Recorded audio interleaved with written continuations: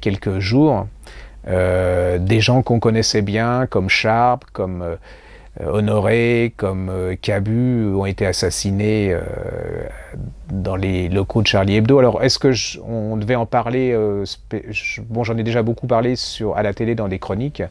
Et puis en plus, ça me gêne un peu parce que je trouve qu'il y a une sorte de récupération, c'est-à-dire que les gens qui les ont pas forcément aidés il y a encore quelques semaines maintenant deviennent leurs meilleurs amis.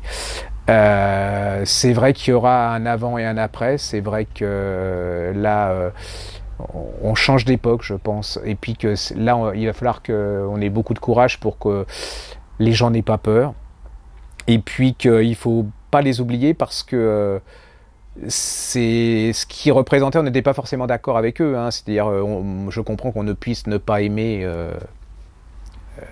ce que faisait Charlie Hebdo, mais ils avaient le droit de le faire.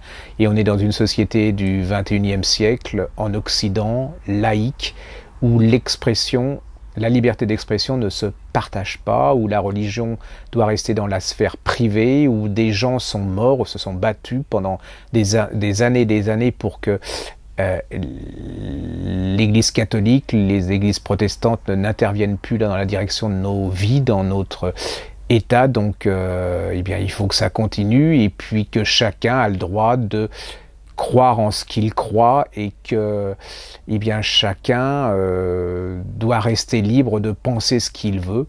Et Charlie Hebdo, les gars de Charlie Hebdo étaient libres de penser ce qu'ils voulaient, de l'écrire, de le dessiner, et que ça, c'est pas négociable. C'est-à-dire qu'il y a un moment, il va falloir que beaucoup de gens se remettent en question et puis se disent: je vis dans une société avec ses règles, et que si j'accepte pas ces règles, là, on se met un peu hors de la communauté. C'est un tournant. Est-ce que la sagesse l'emportera? Est-ce que la sagesse l'emportera pas? Si elle ne l'emporte pas, j'ai bien peur que nous soyons au début de choses absolument dramatiques.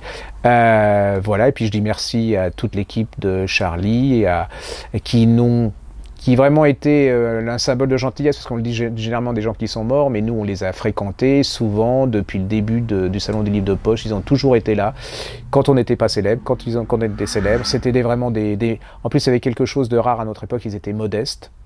Et quand on parle d'eux, c'est la gentillesse qui ressort, mais pas cette gentillesse con-con. La gentillesse, c'est-à-dire à l'écoute de l'autre, acceptant qu'on ne soit pas d'accord avec leurs idées, moi je les ai vus au Salon du Livre de Poche, sortant de derrière la table et puis d'aller boire quelque chose avec quelqu'un qu'ils connaissaient pas. Et ce qu'ils voulaient en fait, c'est que les gens soient heureux. Et je crois que c'est un joli message. Et puis surtout, c'était des gens courageux, parce que quand on pense à Charles, qui est pendant des années resté, il avait peur, rester avec quelqu'un qui le protégeait, je trouve que c'est une leçon. Et puis qu'il y a beaucoup de gens qui feraient bien de se taire en ce moment, parce que les résistants de salon, comme il y en a beaucoup, là, c'est ce que je disais déjà dans d'autres chroniques, c'est-à-dire ces résistants, vous savez, de l'île de Ré, ces résistants de la salle de la Mutualité, ces résistants, voilà.